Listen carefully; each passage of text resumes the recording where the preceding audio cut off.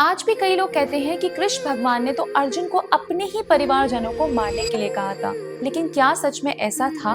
बिल्कुल भी नहीं। अगर हम महाभारत और भागवत गीता को पूरे कॉन्टेक्स्ट में समझें, तो पता चलता है कि ये बात अधूरी है।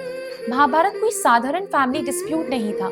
यह धर्म और अधर्म, जस्टिस और इनजस्टिस के बीच का संघर्ष था। वर्षों तक अन्याय हुआ, शांति स्थापित करने की हर कोशिश की गई, लेकिन जब कोई रास्ता नहीं बचा, तब युद्ध अंतिम विकल्प बना। युद्ध भूमि में जब अर्जुन ने अपने गुरु, पितामह, रिश्तेदार और मित्रों को सामने देखा, तो उनका मन विचलित हो गया। उन्होंने अपना गांडीव नीचे रख दिया और कहा कि मैं अपने ही लोगों के विरुद्ध युद्ध नहीं कर सकता।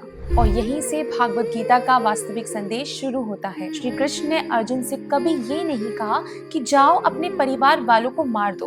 उन्होंने सिर्फ एक डायरेक्शन दी, अपना निर्णय रिश्तों के आधार पर नहीं बल्कि धर्म के आधार पर लो। Decide based on dharma, not on attachment. उन्होंने समझाया कि अगर कोई व्यक्ति अपना होने के बावजूद अधर्म और अन्याय का साथ दे रहा है, तो सिर्फ रिश्ते की वजह से उसके गलत काम का समर्थन नहीं किया जा सकता। भागवत गीता हमें हेट्रेड नहीं सिखाती, रिवेंज नहीं सिखाती और न ही हिंसा का महिमांडन करती है। वह हमें क्लैरिटी, विजडम और राइट एक्शन सिखाती है, यानी मोह, डर और भ्रम से ऊपर उठकर वही करना जो सही हो। इसलिए जब कोई कहता है कि कृष्ण ने अर्जुन को अपने ही परिवारजनों को मारने के लिए कहा था, तो समझिए कि उसने गीता के संदेश को उसके सही कॉन्टेक्स्ट में नहीं समझा। उन्होंने अधर्म के खिलाफ खड़े होना सिखाया। रिश्ते महत्वपूर्ण हैं, लेकिन सत्य उससे भी बड़ा है। मोह स्वाभाविक है, लेकिन धर्म सर्वोपरि है।